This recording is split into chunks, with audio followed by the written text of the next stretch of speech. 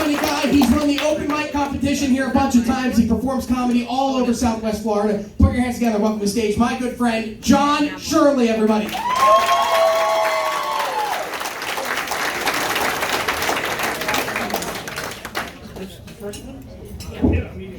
Hey, we got people here.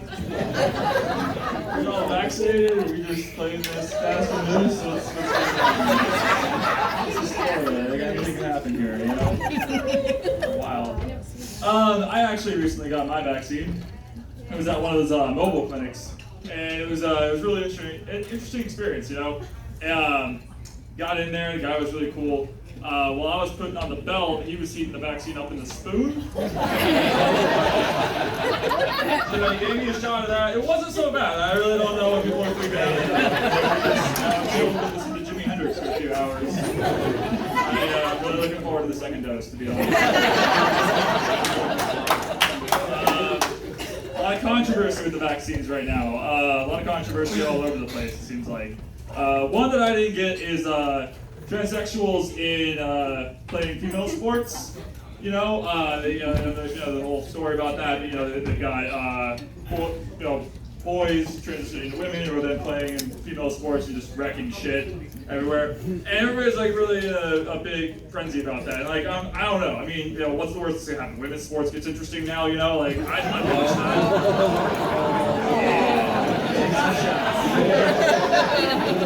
I think the compromise, though, is that they all have to just take names like Prince, you know? It's like, that's another home run for the person formerly known as Terrence, you know? Something like that. So I recently got hacked, which was an interesting experience there. I actually give the hacker credit, you know, it was a pretty compelling story. It was hitting up everybody on my Facebook, and apparently the story was I had contracted cancer. During the pandemic, I had lost my job. Who the hell laughed at me having cancer? I heard somebody, whoa! It's okay, I'd probably laugh at me too. Anyways, so yeah, got cancer, lost my job. If they could just donate $5, that'd be great. You know, it'd help me pay for my bills and everything like that. You know, that part was, I gave them props, you know, it didn't piss me off. What pissed me off is they hit 1,500 people and not one single one of these motherfuckers donated.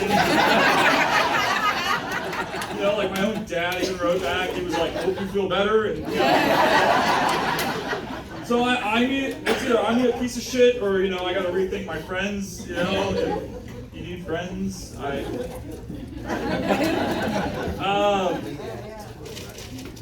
think, people who say that they're spiritual, that's like the equivalent of saying that we're just friends. You know, it's basically just like the way of just kind of, you know, not having to commit to anything, you know. But of course, once you find out that they're rich, you know, you're totally gonna just, you know, double down. You're gonna be like, hey, excuse us, I didn't know your dad owned heaven. Well, I'm not with Buddha anymore. With you. I feel forgotten in that situation. My dating life never went too well. It's going so bad that, you know, I was like, maybe I should try that gay thing. Then I'm like, that's gonna be a bigger pain in my ass.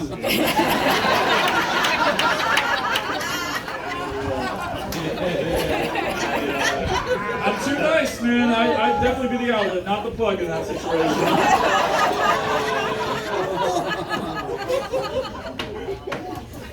Like a great prison life. I don't think Florida gets treated too fairly in the news. It's, you know, like, everybody knows about, like, Florida Man, right? You know, like, he drinks meth while he fucks a raccoon in the street, yada yada, that sort of thing. But it's like, that wasn't really all that fair, because we don't have basements, and, you know, other states do, you know? Like, it's like, yeah, like, Florida Man fucks a raccoon in the street, but, you know, he'd do it in a basement if he could. I'm sure Pennsylvania Man fucks It's Florida Man, you know? You probably fuck some bears and deers, and, you know... Because you're not going to do it in your house, like, I mean, you do it in your basement. That's where your hide bodies, your drugs, that sort of thing, you know? This whole country's ratchet. Like, it's not just us. Like, stop. Get off your high horse. Your elevated horse.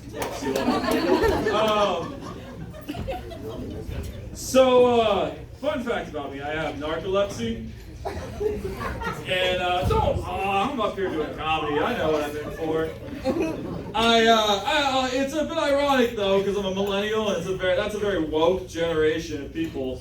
and I got narcolepsy. So, you know, it's not a very active community. Sleepovers are pretty dope though. It's you know, the one thing that does piss me off about narcolepsy though is that a lot of people, they're always complaining about how tired they are around me.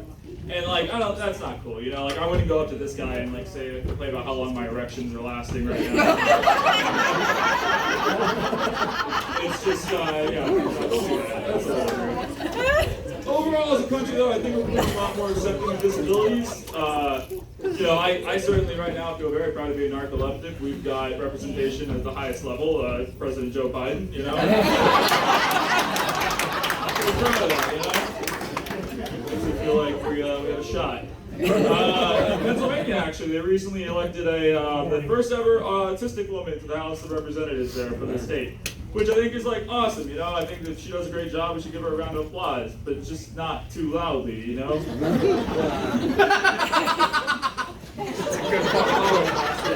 That's a good fucking